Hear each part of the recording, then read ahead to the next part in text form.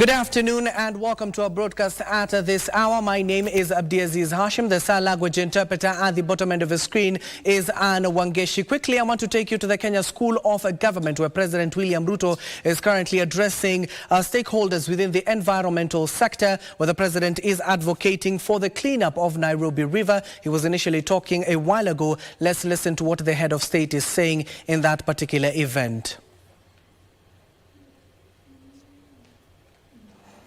Okay, I'm being informed we will take you there in just a few. The president was talking about some of the initiatives the government is undertaking under the climate work program. And of course, you do know this particular issue. The president just the other day clearly stated that the cleaning of the Nairobi River will be done in phases, and it is set to begin on October 1st. And the government clearly stated that 20,000 youths will be employed. The program will also be extended in the major cities of Eldoret as well as Mombasa and Kisumu. Once we do get those live images from the Kenya School of Government, where the head of state is currently speaking, we'll bring them to you. And in other news, Chief Justice Martha Koome now says corruption, insecurity and budgetary cuts for the judiciary remain the biggest obstacle to judiciary's independence. Speaking on Monday during a breakfast meeting with the heads of the mission at the annual Development Partners Roundtable, Koome cited the security of judicial officers as paramount for the effective discharge of duties.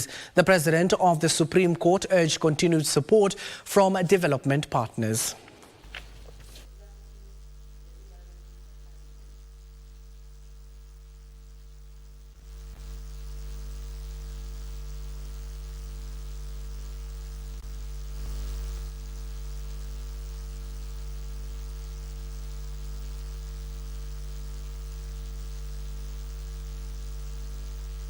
The mission is far from complete. Our resource budget condition remains dire, and your continued support would be invaluable in order for us to realize the full objectives of our transformation agenda. We appreciate your support. With those brief remarks, it's now my pleasure to invite the Honorable the Chief Justice of the Republic of Kenya and the President of the Supreme Court of Kenya to make her remarks.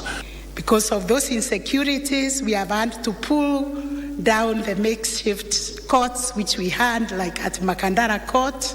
We had to pull down the tents, and therefore now we are short of courts where we can discharge justice. We are in a state where judges are being threatened, they are being stalked, their security is being withdrawn, and that keeps me awake. The other thing that keeps me awake, you have heard of budgetary cuts, but what really touches me is the one on technology. Because we have held technology with the support of most of you, almost with our team, to see to it that we have e-filing, that Kenyans can file their documents in court from wherever they are. They do not have to travel to court. If you just have a device, you can file at the cyber cafe, you can file at the Huduma Center. We have also employed virtual courts. I think most of the cases, 50%, are now being done virtually, especially the civil cases, the mentions, the delivery of judgments and rulings, all the way to the prisons. Now, when you hear the ICT budget is cut to zero, our servers are getting old and tired because of too many cases being filed, and we cannot be able to renew those servers.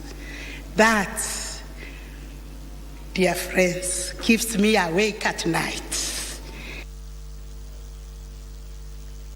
Now back to our top story. I want to take you live to the Kenya School of Government, where the head of state is currently addressing stakeholders within the environment sector, of course assuring that the climate work program that has been initiated by the president and to the extent of the executive will be achieved. And of course the cleaning of Nairobi River as well. The president was speaking earlier on, but it seems he's still speaking. Let's listen in to what the head of state is saying in that event.